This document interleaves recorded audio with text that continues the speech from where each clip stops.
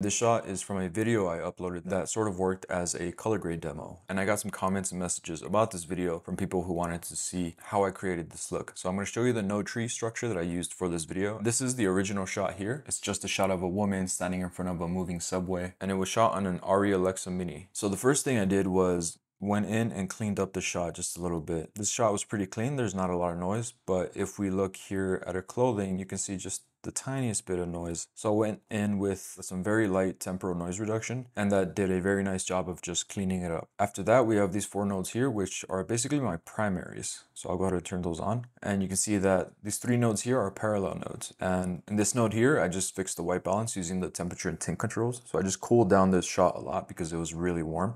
And then I added just the tiniest bit of magenta to it. And this node here, I used the gain wheel and the lift wheel to brighten up the shot. And then in this node here, I'm adjusting the saturation along this other node here, which is a compound node. And I won't go into how it's working, but it's basically working in an HSV color space plus some other node to help give me just a different type of saturation adjustment. So that's what's going on in these 2 nodes. I just adjusted my saturation to a level that I like. And that's basically it for these nodes here. This is just my primary section. After that, we have our look node here, where half of the look is coming from. And what I did here in this node is I went into my gain and lift wheels. And in my gain wheels, I brought them down in between the 2 bottom quadrants into this sort of cyan green color. And then to create a split tone, I took the lift wheel and just pushed it straight up into this reddish magenta color. And they're not pushed up and down equally. The gain has been pushed a little bit farther than the lift. And then to balance that, I went into the log wheels and I pushed the highlights towards that same reddish magenta color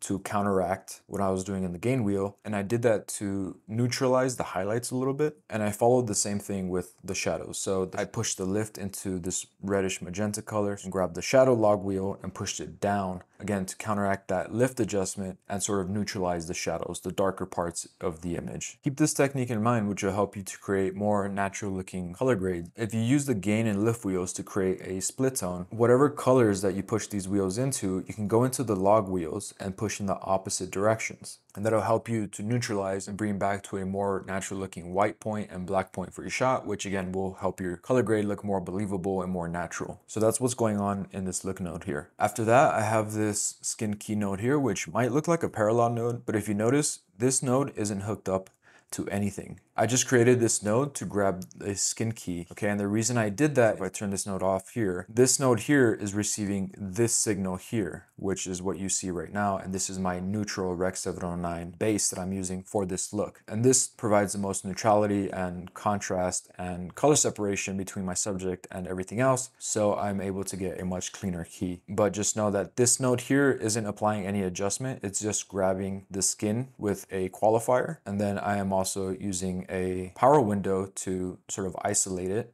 because without it, I'm picking up other bits of colors that are on the train, as you can see. And then I just track the power window. And that's all that's going on here, is just a key node. And next up, we have these 3 nodes, which are being fed this same skin key that we have here. And I'll go ahead and turn them on.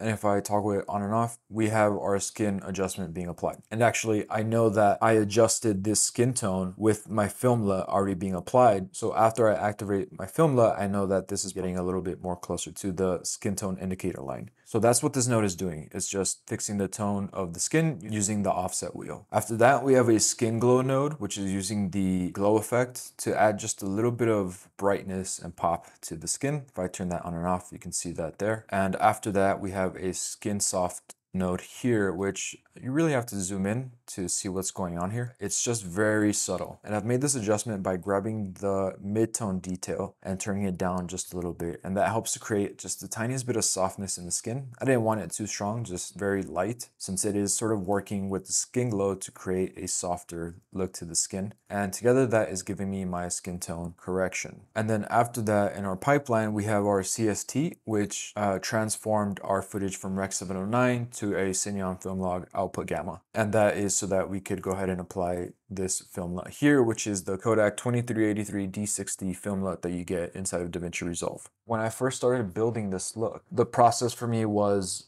I added my noise reduction, I adjusted my primaries, and then I added this CST node and the film LUT. And then I went in creating these nodes in between my primaries and my CST node, and then I made these adjustments while these were turned on. What I've done normally is I will apply my look node, in other words, my color grade, any split toning that I want to add to my image after the film LUT. But I was experimenting a little bit. I wanted to apply the Kodak 2383 color aesthetic over a look that I already added to the image. And so this color grade was a bit of an experiment, and I feel like it worked out well. Doing it that way might not always work out, but in this instance, I found that it did, and I liked the result that I got. So that's what we've got going on here, just a basic conversion from Rec 709 to our Signon film log, and then a film LUT being applied. After that, in our node tree, we have this grain node here, which is applying a 16mm 500T film grain to our shot. After that, I felt that my shot was a little bit too bright and I wanted to give it a little bit more of a film compression look. So I grabbed the highlight controls and just brought down my shot a little bit more. And that's the final look. It's basically the same node tree across all the shots, just with different masks and vignettes and things like that going on. But that's the basic